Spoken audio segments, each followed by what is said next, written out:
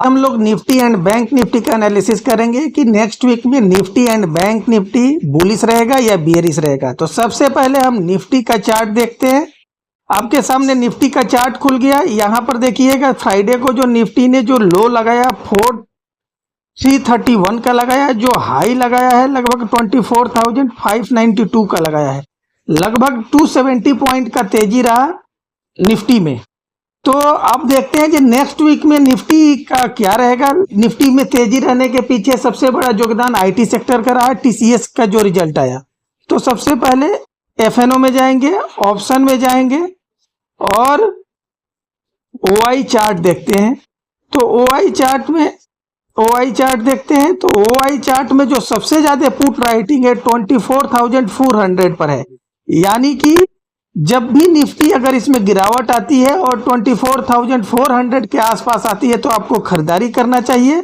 और 24,500 पर भी पुट राइटिंग काफी ज्यादा हो गया है, यानी कि एक 24,500 का भी सपोर्ट है।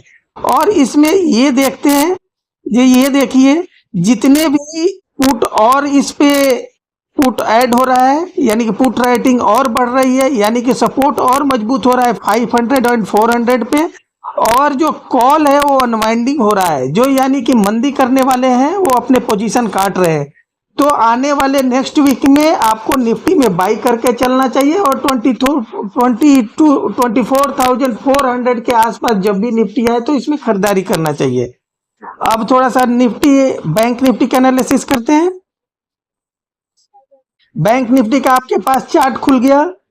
तो बैंक निफ्टी एफएनओ में जाते हैं, ऑप्शन में जाते हैं और इसका ओआई चार्ट देखते हैं।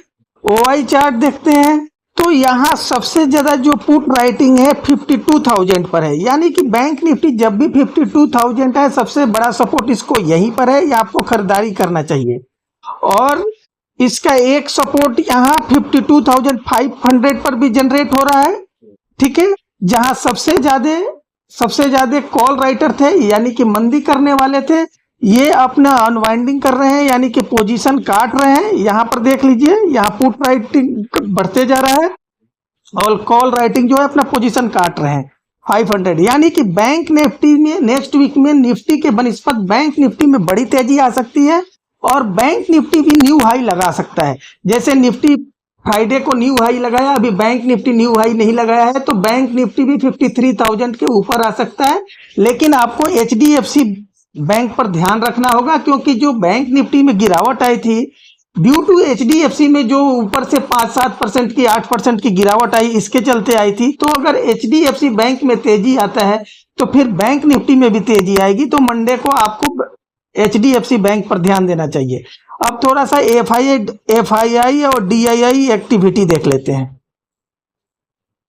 तो ये देखिए एफआईआई ने फ्राइडे को जो है 4,000 करोड़ का खरीदारी किया है और डीआईआई ने लगभग 1,600 करोड़ का भी क्वाली खरीदा किया है। देखिए एफआईआई अभी आगे भी खरीदारी करेगा। इसका मेन कारण है कि डॉलर इंडेक्स 104 के आसपास आ गया है।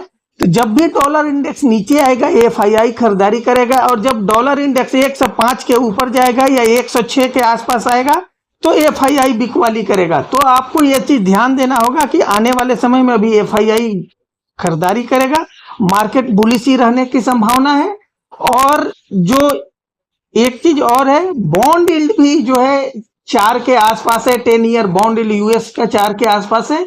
तो अभी मार्केट में आने वाले समय में तेजी रह सकती है, ठीक है। तो आगे मार्केट में खरीदारी करके ही चलना चाहिए। अब थोड़ा सा बॉन्ड यील्ड भी देख लेते हैं। देखिए यूएस मार्केट में भी तेजी रहा है। डॉ जोन्स जो है लगभग 275 पॉइंट तेजी है, डैक्स में भी लगभग 213 पॉइंट की तेजी है, नास्डेक में भी लगभग 150 पॉइंट की तेजी है और क्रूड ऑयल भी तेज है।